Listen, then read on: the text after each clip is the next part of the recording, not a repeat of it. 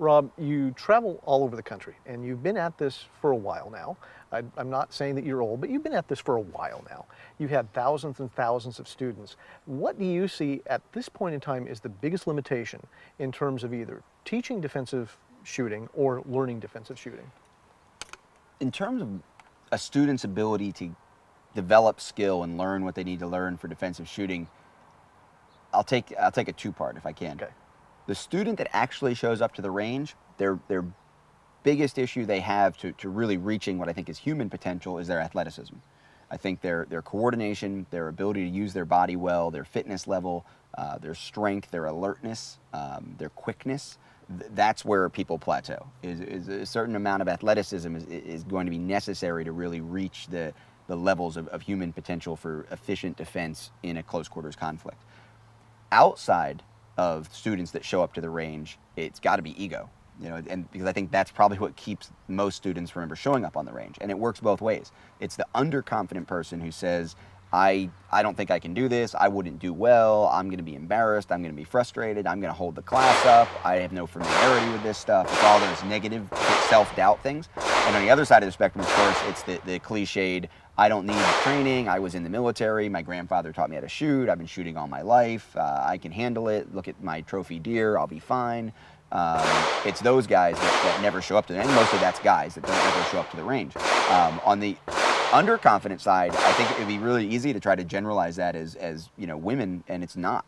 There are a lot of men out there who just feel completely out of their comfort zone coming into that environment, and that's generic and human.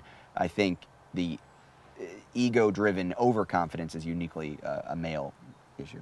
I'd have to agree. I typically see the overdriven ego with males who have typically sometimes taken different training or have some training under the belt. I see the under ego problem sometimes with women, but generally new shooters. Yes. The younger they are, interestingly enough, the more likely they are to suffer from that problem. When people are coming to you for instruction, and they're coming to you because you're well known. Let's face it, you're very well known in the industry, you're very well known in the defensive shooting world with all the books and everything else. Do you find that tends to color their perception and affect that ego issue? Absolutely. There are people who have way too much ego investment in their comfort zone they're just not going to show up on my range. And not only because I may be perceived as an expert, but probably because of the way I run my range. Because I teach very directly, and we teach based on looking for people's failures. We want to push people, regardless of what level you're at, to a level where you can improve. And there's a lot of the overconfident people that they're not going to show up on my range, and I recognize that. That also works the other way. The underconfident person, if they get to the internet and see some review where somebody said, well, Rob kicked my ass, but I needed it, and it was great, they may say, well, I don't want my ass kicked, I'm not cool with that, and back off from training with me. The good news is, we have a huge team. You teach very, very differently than I do. You're one of the best combat-focused shooting instructors we've ever had in the program, and everyone has to earn that. But obviously inside of that group, there's gradients, and you've been incredibly successful dealing with a lot of different types of students, as have I, but both in very different ways. And that's one of the things I'm proudest of when it comes to the combat-focused shooting instructor team, is that we've got a lot of different personalities to meet a lot of those different behavioral and ego needs of different students. I could see students that would never train with me flocking to your classes, and students that might not want to train with you being really interested in spending time on the range with me, even though we're training exactly the same program in very different ways.